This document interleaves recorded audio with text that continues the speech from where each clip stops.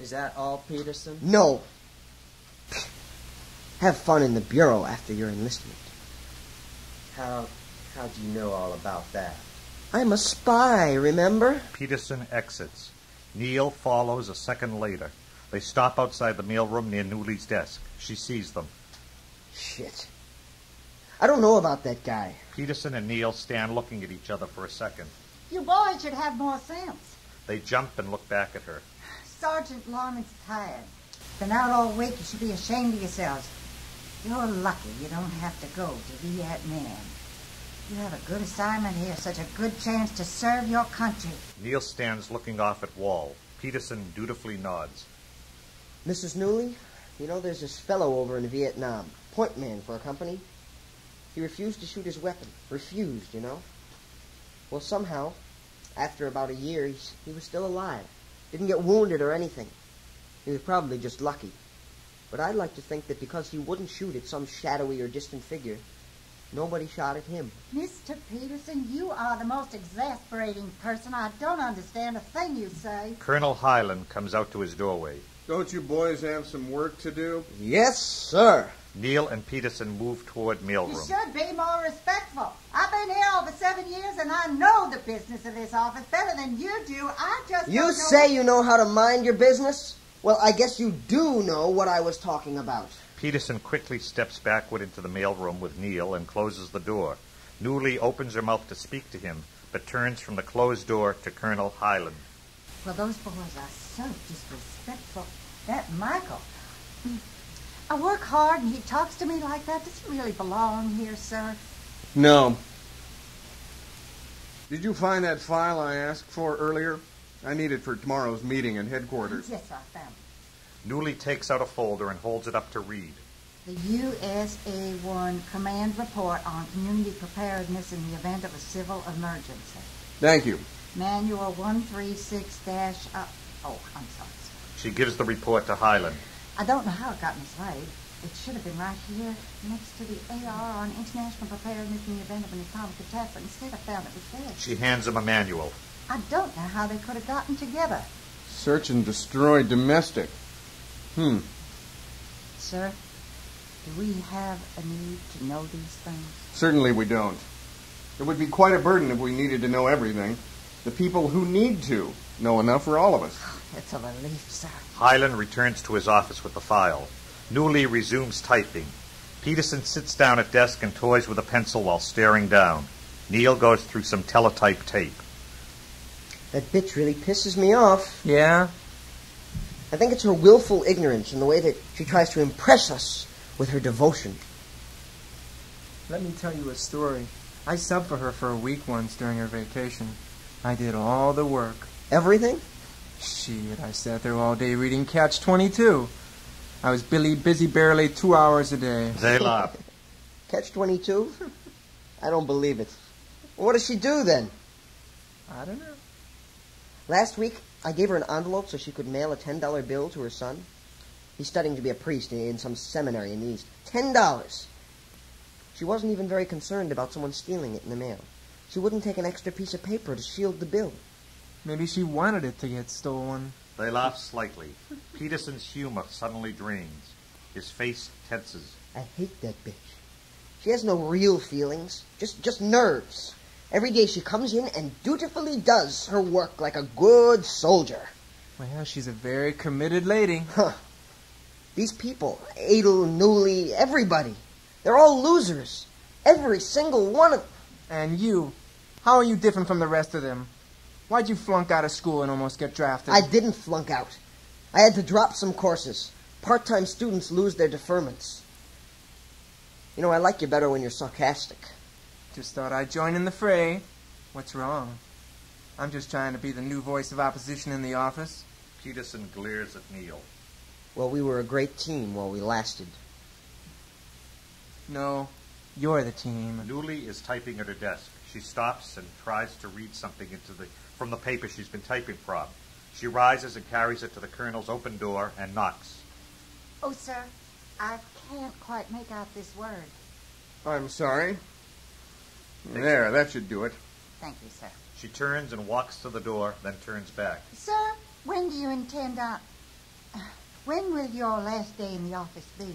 Well, first of all, I've got to turn in that thesis there to get to the end of the semester. Oh, I suppose Phoenix will have to wait till June. You're going to get your Ph.D. in history then? I'll probably take underwater basket weaving or something. Oh, sir, we'll be sorry to see you go. We don't know what'll happen. I'm afraid they'll send one of those 90-day wonders to replace you. No, this job only goes to old soldiers like Oh, myself. I hope he's not too old, sir. Then I'd be afraid of... Don't worry. I think you're dedicated enough to work with anyone. Thank you, sir. She blows her nose. You know, sir, my boy Thomas was telling me about Phoenix. He says it's so dry there. Never rains out in the desert. Ask him tonight whether he'd like my old raincoat, since I won't need it. We don't keep him at home, sir. No. He's still in Phoenix with his uncle. He's very loyal, not like some. I believe children should be out on their own. I was back at work 2 days after Tommy was born. I see. My younger kids are really looking forward to Mardi Gras this year. Oh, Mardi Gras. It's a great time for everyone.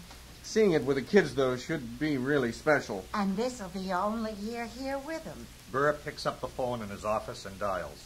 Yes? The colonel's phone rings. Highland answers. Yes. He listens for a few seconds. Oh, well, excuse me, sir.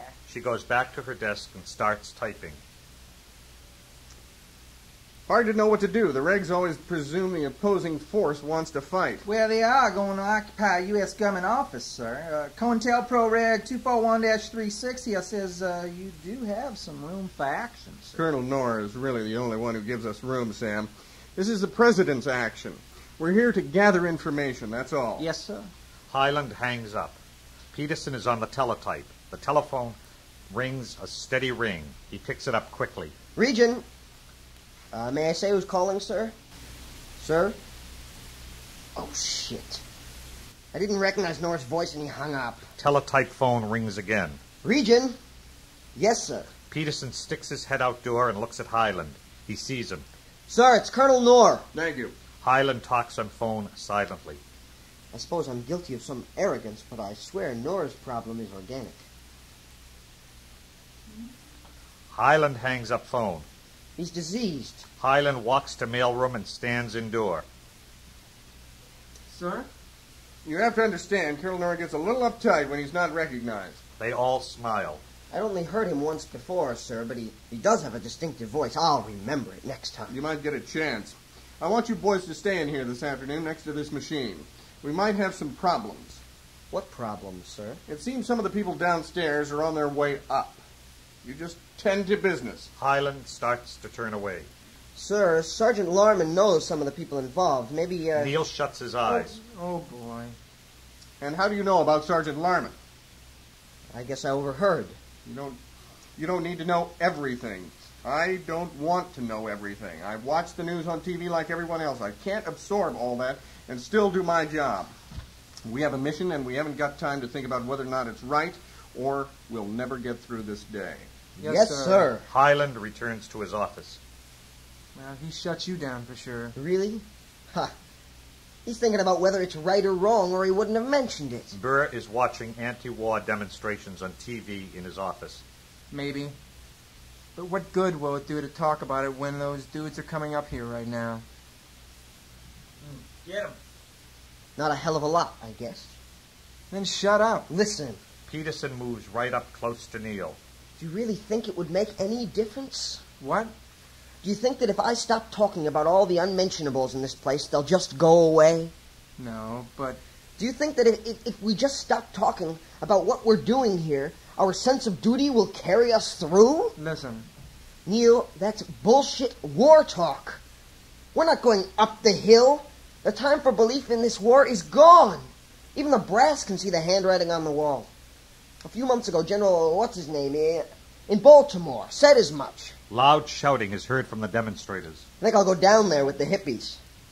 Maybe the other side has something to say. That would be stupid. This organization is a paper mill, Neil. The national security of this country is not at stake. We're just shuffling papers to keep the jobs of certain army bureaucrats and elected officials safe. They're in a spot, and while they try to figure a way out of the goddamn war, we sit. Nobody here gives a shit about the Vietnamese. Nobody here can think for themselves. Real adult males don't give up their freedom for this kind of discipline.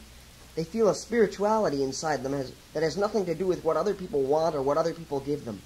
It's just there inside, keeping them alive. Do you know what I mean? Oh, is it my turn?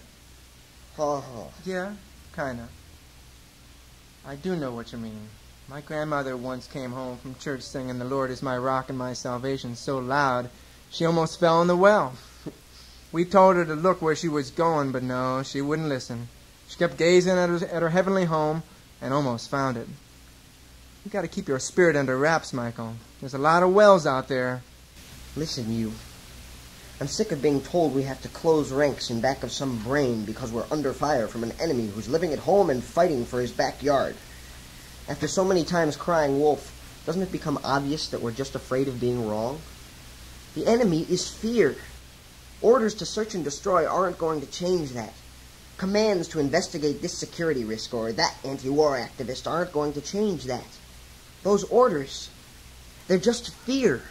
But but you are going to do the practical thing and stay in this room during the fracas, aren't you? Why? Because you can't do any good out there. Because those people outside are just as scared and confused as the dummies in this office.